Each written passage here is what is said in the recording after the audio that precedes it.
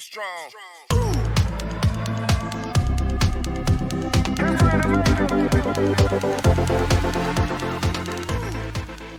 Okay, second year MLT వాళ్ళకు ఈరోజు ఒక క్వశ్చన్ పేపర్ పెట్టడం జరిగింది. ఈ క్వశ్చన్ పేపర్ పెట్టిన దాంట్లో బయోకెమిస్ట్రీ గురించి సంబంధించినటువంటి క్వశ్చన్స్ ఇచ్చాను. ఓకే, ఆల్రెడీ ఒక టెస్ట్ పెట్టాను మీకు. దానికి కొంతమంది నోట్బుక్ రాసి పంపించారు, అంటే స్లిప్ టెస్ట్ రాసి పంపించారు. ఈరోజు ఒక టెస్ట్ క్వశ్చన్ పేపర్ రాశాను మీకు. ఆ క్వశ్చన్ పేపర్లో మీరు లాస్ట్ ప్రీవియస్ వీడియోస్ చూసి మీరు రాసుకున్న నోట్బుక్ చదివి రెఫర్ చేసి ఏమైనా డౌట్స్ ఉంటే కూడా మళ్ళీ ఒకసారి వీడియో చెక్ చేసుకొని నోట్బుక్ రాసి అంటే నాకు టెస్ట్ రాసి పంపించండి. ఓకే, సరేనా? ఎందుకంటే మనం టైం వేస్ట్ చేయకుండా చదువుతూ ఉంటేనే మళ్ళీ మార్క్స్ స్కోర్ చేయగలం. మార్క్స్ స్కోర్ చేయాలి, మంచి మార్క్స్ రావాలి, మంచి కాలేజీలో సీట్ రావాలి అనే ఉద్దేశం ఉన్న వాళ్ళు ఖచ్చితంగా హార్డ్ వర్క్ చేయండి. ఓకే, సో రిమైనింగ్ వాళ్ళు కూడా పాస్ అవ్వాలంటే కూడా ఖచ్చితంగా సబ్జెక్ట్ చదవాల్సిందే, లేకపోతే ఫెయిల్ అవుతారు అనవసరంగా. ఒక ఇయర్ లాస్ అవుతుంది. సో ఈరోజు లాస్ట్ క్లాస్లో మనం హిస్టోపాథాలజీ గురించి డిస్కస్ చేయడం స్టార్ట్ చేసాం. Histopathology some short questions discuss చేసాం. ఈరోజు మనము మైక్రోటోమ్ కత్తుల్ని పదును పెట్టుట, ఇదే లెసన్లో ప్లస్ తర్వాత ఇదే టాపిక్ గురించి, అంటే మైక్రోటోమ్ కత్తులు అని చెప్పేసి నెక్స్ట్ లెసన్ ఉంది. ఇదే ప్యాథాలజీలో మన హిస్టోపాథాలజీ లెసన్ తర్వాత నెక్స్ట్ లెసన్ వచ్చేసి మైక్రోటోమ్ కత్తులను పదును పెట్టుట అని చెప్పి సపరేట్ టాపిక్ ఉంది.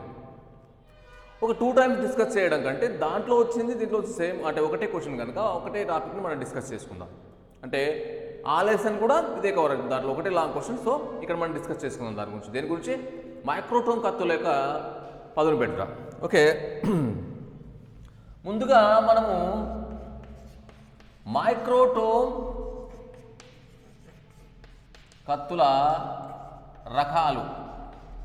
ఓకే, మైక్రోటోమ్ కత్తుల యొక్క రకాలు: plano concave,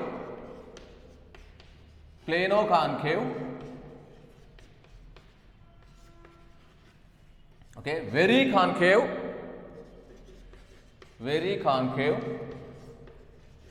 okay, third one plane wedge,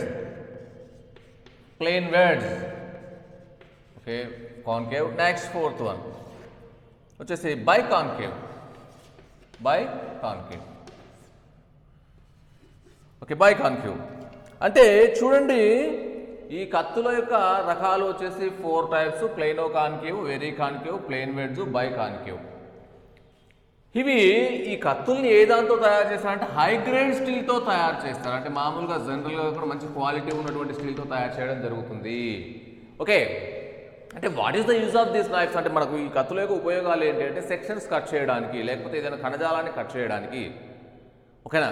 ఒక కణజాలాన్ని కట్ చేయడానికి మనం హాస్పిటల్స్లో అంటే మెడికల్ ఫీల్డ్లో మనం వీటిని ఉపయోగించడం జరుగుతుంది. ఒక కణజాలాన్ని లేకపోతే అంటే సెక్షన్స్ కట్ చేయడానికి మనం తీసుకుంటుంది. అలాంటప్పుడు అంటే స్మూత్ పార్ట్స్ని కట్ చేస్తున్నాం కాబట్టి వెరీ షార్ప్గా ఉండాలి, ప్లస్ తర్వాత తుప్పు పట్టకుండా ఉండాలి, ఎక్కువ కాలం మన్నే విధంగా ఉండాలి. వాటిని ఎల్లప్పుడూ షార్ప్గా ఉండేటట్టుగా చూసుకోవాలి. మనం అంటాం జంగు పట్టడం, లేకపోతే సిలువు పట్టడం అని చెప్పి సిలువు పట్టడం అని చెప్పేసి అంటాం. అంటే ఆ విధంగా ఉంది అంటే మనం దాన్ని యూజ్ చేయడానికి రాదు. సో దాన్ని ఏ విధంగా పదును పెడతాం, ఏ విధంగా జాగ్రత్త పరచాలి, దాన్ని ఆ కత్తుల్ని ఏ విధంగా ఉపయోగించాలి, ఏ విధంగా పదును పెట్టాలి, ఏ విధంగా జాగ్రత్త పెట్టాలి, ఈ 3 విషయాలు మనం తెలుసుకోవాలి. ఓకే, ఇవి షార్ట్ క్వశ్చన్ అడిగినప్పుడు మైక్రోటోమ్ కత్తుల యొక్క రకాలు అని చెప్పినప్పుడు ఈ 4 names రాయండి: plane concave, very concave, plane wedge, తర్వాత బై కాన్కేవ్. ఈ 4 types రాసి ఇవి హై గ్రేడ్ స్టీల్తో తయారు చేయబడతాయి అనే విషయాన్ని మనం రిమెంబర్ చేయాలి, బాగా రాసుకోండి. ఓకేనా?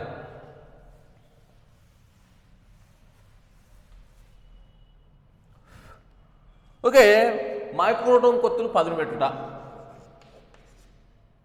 క్వశ్చన్. మన టాపిక్ ఏంటి? మైక్రోటోమ్. మీకు ఆల్రెడీ చెప్పాను, నెక్స్ట్ లెసన్లో కూడా మనకు ఇదే టాపిక్ ఉంది అని చెప్పేసి అన్న. మైక్రోటోమ్ కత్తులు పదును పెట్టుట.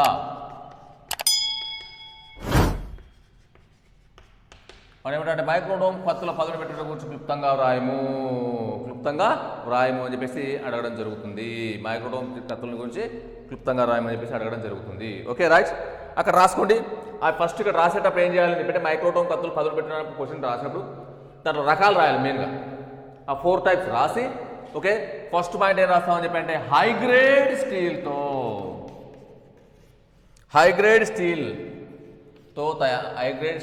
తయారు చేస్తారు. నెక్స్ట్ సరిగ్గా నిల్వ ఉంచాలి. సరిగ్గా నిల్వ ఉంచాలి నెక్స్ట్ పాయింట్. తర్వాత ఎప్పుడు కూడా సరిగ్గా నిల్వ ఉంచాలి అని చెప్పి అంటే సపరేట్ ప్లేస్లో వాటిని మనం జంగు పట్టకుండా చూసుకునేటట్టు ఉండాలి. ప్లస్ తర్వాత ఎప్పుడు పొడిగా ఉండేటట్టుగా చూసుకోవాలా. పొడిగా ఉండేటట్టుగా చూసుకోవాలి. ఎందుకని చెప్పాయంటే తడిగా ఉంది అని చెప్పంటే సిలువ పట్టడానికి అవకాశం ఉంటుంది కనుక వాటిని అంటే after using of that knifes అంటే ఆ కత్తుల్ని మనం యూజ్ చేసిన తర్వాత వాటిని శుభ్రంగా తుడిసి డ్రై అయిన తర్వాత మనం లోపల భద్రపరచాలి వాటిని సపరేట్ ప్లేస్లో. ఓకే, తర్వాత చూడండి వీటిని ఫర్ ఎగ్జాంపుల్ ఒక పెట్టెలో ఉందనుకుందాం, లేకపోతే దానికి సంబంధించినటువంటి ఈ కత్తులను భద్రపరిచేటువంటి పరికరం అంటే పెట్టె లోపల వేలాడేటట్టుగా చూసుకోవాలి. అంటే కింద పెట్టకుండా వేలాడేటట్టుగా చూసుకోవాలి. ఎందుకని చెప్పంటే గాలిలో ఉంటుంది కనుక తుప్పు పట్టకుండా ఉంటుంది. వేలాడేటట్టు చూసుకోవాలి. ఏం చేయాలి? వేలాడేట్లు చూసుకోవాలి. హైగ్రేడ్ సీడ్ వాడా సరిగ్గా నిల్వ ఉంచుకోవాలా, ప్లస్ తర్వాత పొడిగా ఉండేటట్టుగా చూసుకోవాలంట. నెక్స్ట్ తర్వాత వేలాడేటట్టు చూసుకోవాలి. నెక్స్ట్ వీటిని పదును పెట్టడానికి మెకానికల్ మిషన్స్ లేకపోతే ఆటోమేటిక్గా పదును పెట్టేటువంటి పరికరాలు వాడాలి. ఓకేనా? మనకు అంటే మనం చూస్తుంటాం, మనం షార్ప్నెస్ చేయాలి అని చెప్పంటే ఏంటి, మన ఇంటి దగ్గర మామూలుగా మనం మటన్ షాపులలో చికెన్ షాపులలో చూసేటువంటి నైఫ్స్ కూడా, లేకపోతే మనం జనరల్గా మన ఇంట్లో యూజ్ చేసేటువంటి నైఫ్ కూడా మనం వాటిని షార్ప్నెస్ చేయాలని చెప్పి ఒక బండరాయి తీసుకుని దానిపైన రబ్ చేస్తూ ఉంటాం మనం. అలా కాకుండా ఒకవేళ మేబీ అంటే ఈ మధ్యకాలంలో మనం ఆటోమేటిక్గా మెకానికల్ యంత్రాలు లేకపోతే ఆటోమేటిక్ మిషన్స్ని వాడుతూ ఉన్నాం షార్ప్ చేయడానికి. ఓకే, వీటిని వినియోగించినట్టు చూసుకోవాలి. వీటిని మైక్రోటోప్ కత్తుల్ని పదును పెట్టడానికి. Okay right. తర్వాత పదును ఎప్పుడు ఉండేటట్టు చూసుకోవాలి. వీటిని పదును ఎప్పుడు ఉండేటట్టుగా చూసుకోవాలి. తర్వాత గాలి బాగా వీసేటట్టుగా ఉండాలి. దీనికి గాలి వీచేట్లు ఉండాలి వీటికి. ఇవి పాయింట్స్ ఫస్ట్ రాయాలి మనం. ఫస్ట్ ఏం చేయండి, ఆ మైక్రోటోమ్ కత్తుల రకాలు రాయండి. ఆ మైక్రోటోమ్ కత్తుల రకాలు రాసి ఆ మైక్రోటోమ్ కత్తుల రకాలు రాస్తే ఈ పాయింట్స్ రాయండి. ఈ పాయింట్స్ రాయండి.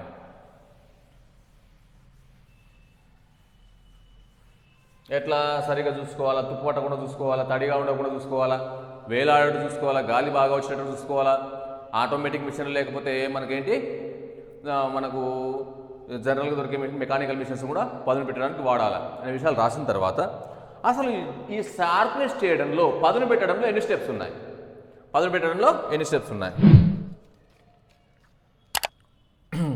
ఫస్ట్ హోనింగ్ ఒకటి, second one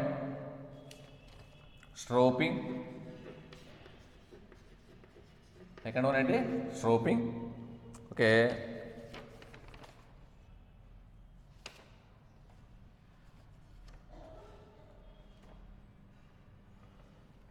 okay, first honing, stropping. First honing అంటే ఏంటి? దీంట్లో మనము ఏం చేస్తామని చెప్పి అంటే దీర్ఘచతురస్రాకారపు రాతిని తీసుకుంటాం.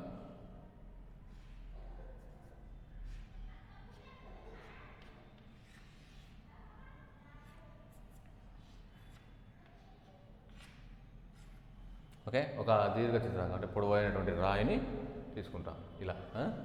ఓకే, పొడవైనటువంటి రాయిని తీసుకుంటాం ఇట్లా బాగా వెడల్పుగా ఉండేట్టుగా చూస్తాము. రైట్.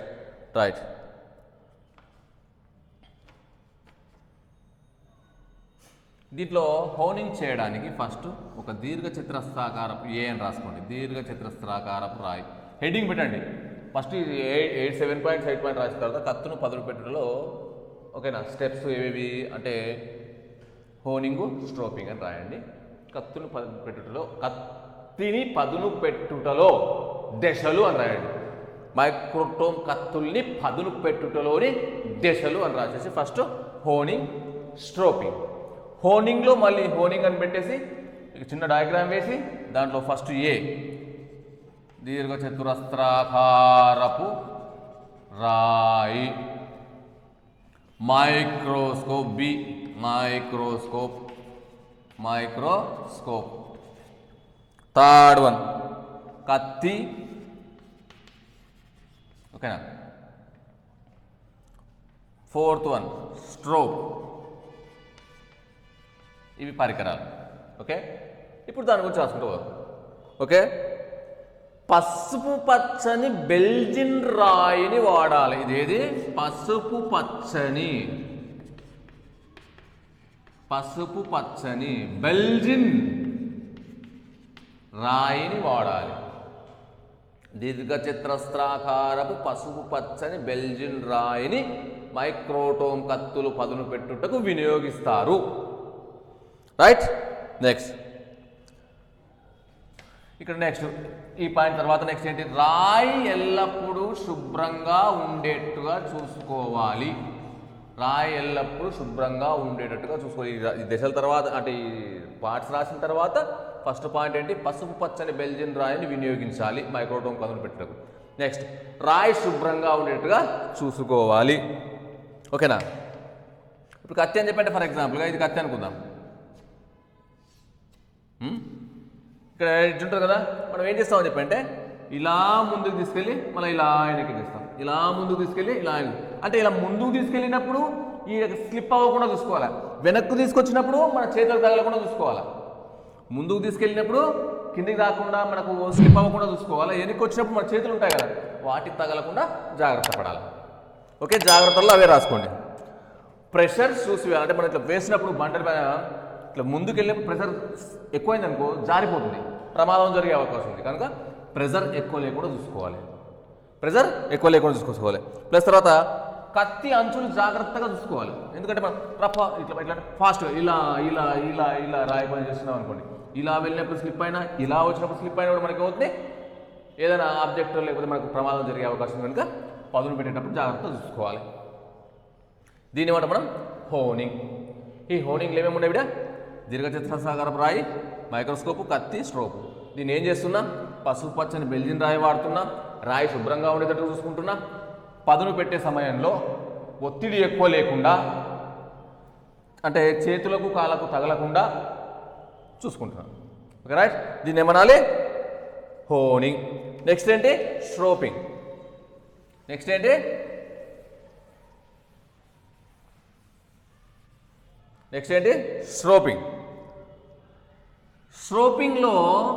స్ట్రోపింగ్ చేసేది ఏమిటంటే తోలుతో తయారగును. ఏం రాయాలి, స్ట్రోపింగ్ తోలుతో తయారగును అనే విషయం రాయాలి. స్ట్రోపింగ్ దేంతో తయారవుతుంది, తోలుతో తయారగును. కత్తులపై ఇక్కడ రాసుకోవాలి, కత్తులపై ఏవైనా గీతలు పదును కోల్పోయినా లైట్గా పదును కోల్పోతే ఈ స్ట్రోపింగ్ ద్వారా తోలు ద్వారా మనము దానిపైన చేయడం జరుగుతుంది అన్నట్టు. ఓకేనా. ఈ స్ట్రోపింగ్ ఎందుకు ఉపయోగపడుతుంది అంటే ఇక్కడ ఆల్రెడీ షార్ప్గా చేసినాం కదా, మేబీ లిటిల్ బిటిల్ అంటే చిన్నగా ఏదైనా షార్ప్నెస్ అక్కడక్కడ చిన్న ఎడ్జ్లో కొద్దిగా లైట్గా ఇలా ఇట్లా కొద్దిగా చేసినా కూడా ఈ తోలుతో ఇలా ఇలా రబ్ చేస్తే షార్ప్నెస్లోకి వచ్చేస్తాయి. దాని బట్టి స్ట్రోపింగ్. ఓకేనా, స్ట్రోపింగ్ అని చెప్పేసి అంటున్నాం. ఓకే, గట్టి స్ట్రోప్స్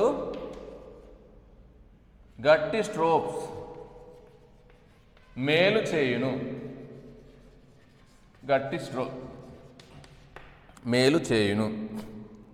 ఓకే, నెక్స్ట్ ఈ స్ట్రోపింగ్ చేసిన తర్వాత ఈ తోలుతో స్ట్రోపింగ్ చేసిన తర్వాత మైక్రోస్కోప్లో పదును అబ్జర్వ్ చేయాలి. మైక్రోస్కోప్లో ఏం చేయాలా, పదును అబ్జర్వ్ చేయాలంటే పదునుగా ఉందా లేదా అనే విషయాన్ని మనము అబ్జర్వేషన్ చేయాలి. దీన్ని మైక్రోస్కోప్లో స్ట్రోపింగ్ చేసిన తర్వాత దేంతో, తోలుతో. ఓకే, ఇది స్ట్రోప్ అధికంగా చేస్తే కూడా మళ్ళీ తోలుతో ఎక్కువ చేస్తే కూడా పదును కోల్పోయే అవకాశం ఉంది. ఎడ్జ్లు మళ్ళీ షార్ప్గా ఉన్నటువంటి ఎడ్జ్లు మళ్ళీ కట్ అయ్యే అవకాశం ఉంది కనుక జాగ్రత్తగా యూజ్ చేయాలి. ఓకే, ఇవి మనం ఏం చేస్తున్నాం, దీన్ని మైక్రోటోమ్లోని కత్తును పేదట యొక్క అక్కడ ఉన్న లాంగ్ క్వశ్చన్ నెక్స్ట్ లెసన్లో ఉన్నటువంటి లాంగ్ క్వశ్చన్లో కూడా మైక్రోటోమ్ కత్తుల రకాలు రాస్తాం, తర్వాత మైక్రోటోమ్ కత్తుల యొక్క పదును చేయ విధానం గురించి రాస్తాం. ఈ క్వశ్చనే లాంగ్ క్వశ్చన్ ఆ లెసన్లో వస్తుంది. అంటే ఈ రెండింటికి కలిపి ఇంపార్టెంట్ కనుక ఈ లాంగ్ క్వశ్చన్ మీరు సింపుల్గా ఉంది, ఏమి అక్కడ హోనింగ్ అంటే స్ట్రోపింగ్ అంటే అసలు మైక్రోటోమ్ కత్తుల యొక్క రకాలు, తర్వాత దాన్ని ఏ విధంగా జాగ్రత్త పరుస్తాం, ఏ విధంగా చూస్తాం అని చెప్పేసి రాసి అక్కడ ఒక 10 పాయింట్స్ రాస్తాం. తర్వాత దాంట్లో రకాలు హోనింగ్, స్ట్రోపింగ్.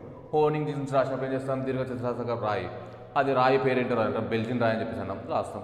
షార్ప్ చేసేటప్పుడు ఆబ్జెక్ట్ మనకు తగలకుండా ముందుకు వెనక్కి వెళ్ళేటప్పుడు ఒత్తిడి ఎక్కువ వేయకుండా వెనక్కి తీసుకెళ్ళేటప్పుడు మన చేతులు తగలకుండా జాగ్రత్త పడాలి. ఇది స్ట్రోపింగ్. ఒక తోలుని తీసుకుంటాం, ఏదైనా ఫర్ ఎగ్జాంపుల్ ఇది కత్తి అనుకుందాం, దాన్ని స్ట్రోక్ చేస్తాం అన్నట్టు, అంటే పదును చూసుకుంటే ఉండేటట్టుగా చేస్తాం మనం. ఓకేనా? ఒకవేళ చిన్నగా మిస్టేక్ జరిగితే కత్తి పైన ఏదైనా అంచులు అంటే ఈ స్ట్రోక్ ద్వారా చేస్తాం. ఎక్కువ చేస్తే కూడా స్ట్రోక్, చిన్నగా జరుగుతుంది ఆ స్ట్రోక్ చేస్తే కవర్ అవుతుంది. మరి ఎక్కువ చేసామనుకోండి మళ్ళీ దాని ఎడ్జెస్ కోల్పోయే అవకాశం ఉంటుంది కనుక మనం జాగ్రత్తగా స్ట్రోపింగ్ చేసుకోవాలి.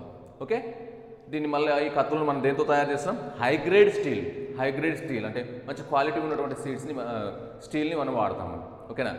ఈ కత్తులు ఎట్లా పెట్టాలా? వెలుతురు ఉండేటట్టుగా చూసుకోవాలా, గాలి ఉండేటట్టుగా చూసుకోవాలా, వేలాడదీసేటట్టు చూసుకోవాలా. ఓకేనా? వేలాడేటట్టుగా చూసుకోవాలా. ఓకే, ఆ హైగ్రేడ్ స్టీల్ను వాడాలా, ఎప్పుడు పదునుగా ఉండేటట్టుగా చెక్ చేసుకోవాలి. Okay, right. సో ఇది లాంగ్ క్వశ్చన్, 100% ఎవ్రీ ఇయర్ ఎగ్జామ్లో కంపల్సరీ మనకి ఈ లాంగ్ క్వశ్చన్ ఉంటుంది కనుక మీరు ఈ లాంగ్ క్వశ్చన్ను ఆ మైక్రోటోమ్ కొత్తల రకాలు, మైక్రోటోమ్ కత్తులను తీసుకునేటువంటి జాగ్రత్తలు ప్లస్ తర్వాత మైక్రోటోమ్ పదును, ఈ 3 కలిపి ఒక లాంగ్ క్వశ్చన్ కనుక మీరు ఖచ్చితంగా మీరు 100% ఈ లాంగ్ క్వశ్చన్ ప్రిపేర్ అవ్వండి. కళ్ళు మూసుకొని వెళ్తే కూడా లాంగ్ క్వశ్చన్ 100 ఎగ్జామ్లో ఉంటుంది మనకి. అంటే మనం చదువుకుంటే చాలు. ఒకసారి వినండి, బాగా క్లియర్గా వినండి, నేను సింపుల్గానే చెప్పాను. ఓకే, సో నోట్బుక్ రాసి ప్లీజ్ పంపించండి. మీరు లాస్ అవుతారు లేకపోతే. సో ఖచ్చితంగా నోట్బుక్ రాసి నాకు వాట్సాప్ చేయండి ప్లీజ్. ఓకే, మీరు సెకండ్ ఇయర్స్ వాళ్ళు ఓజేటీ కానీ ప్రాక్టికల్స్ మాత్రం అనవసరంగా లాస్ అవ్వద్దండి. ఓకే, సరే, ఓకేనా? అందరూ నోట్బుక్ రాసి, నేను ఆల్రెడీ ఒక క్వశ్చన్ పేపర్ పెట్టాను అనే విషయం చెప్పాను మీకు. MLT సెకండ్ ఇయర్ వాళ్ళకు క్వశ్చన్ పేపర్ పెట్టాను. ఆ క్వశ్చన్ పేపర్ చూసి మీకు మళ్ళీ వీడియోస్ రెఫర్ చేసి నోట్బుక్ రాసుకున్న నోట్బుక్లో చెక్ చేసుకుని నాకు ఆన్సర్స్ వాట్సాప్ చేయండి. మీకు అన్నీ అర్థమవుతుంది అనుకుంటా. మీకు ఖచ్చితంగా మార్క్స్ విషయంలో మీరు ఎప్పుడు కూడా టెన్షన్గా ఉండాలి ఎప్పుడు, ఎందుకంటే మీరు సెకండ్ ఇయర్స్ కనుక. Okay, right. ఎవరెవరు రిప్లై చేస్తారో వాళ్ళని బట్టి నేను పరిశీలిస్తాను. Okay, right.